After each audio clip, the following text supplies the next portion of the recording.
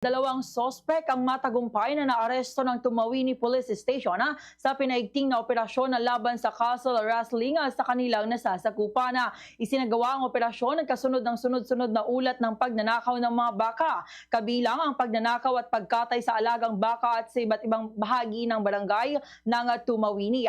Sa panayam ng Bombo Radyo Kawan kay Police Major Melchor Agabao Jr., Chief of Police ng Tumawini Police Station, sinabi niya na kanilang pinaigting ang 24 oras na pagpapatrolya, pinalakas ang intelligence gathering at higit pang pinagtibay ang koordinasyon sa pagitan ng kapulisan at komunidad upang matukoy at mahuli ang mga salarina. Bukod sa pagkakaaresto sa dalawang sospek, matagumpay ding na-recover ng mga otoridad ang isang nakaw na baka.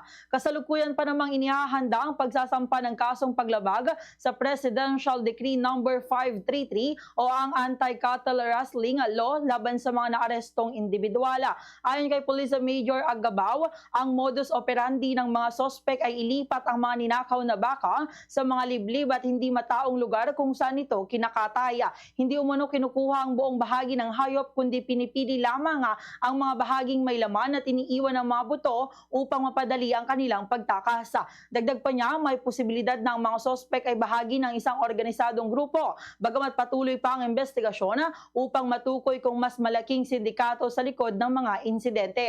Pinayuhan naman ng pulisya ang mga nag-aalaga ng baka at kalabaw na pansamantalang iuwi muna o ilagay sa mas ligtas at nababantayang lugar ang kanilang mga alaga tuwing gabi upang makaiwas sa panibagong insidente ng pagnanakaw.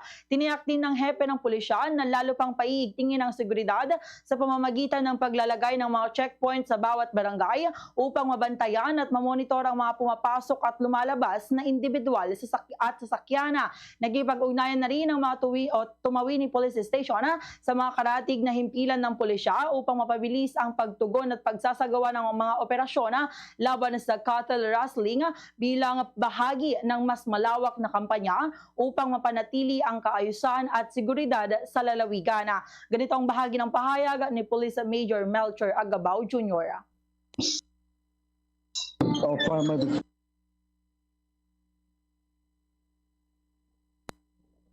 Pinapaalalahanan namin ang mga magsasaka at saka mga farmers natin na nag-aalaga ng baka na kung pwede, pansamantala munang iuuwi nila at idadala ang mga kanilang mga alagang hayop na baka or kahit anong livestock or kahit anong mga cattle o kahit pa yung kambing, iuwi muna nila ng malapit sa kanilang lugar at yung nakikita ng ating mga barangay official at ng mga kapulisan. Yes po. Na ilapit muna sa daan, wag munang iwan doon sa mga bundok or malalayong lugar na kung saan hindi po natin kayang bantayan ang mga nasa gitna ng mga maisan, palayan na mga alaga na nakakuan doon.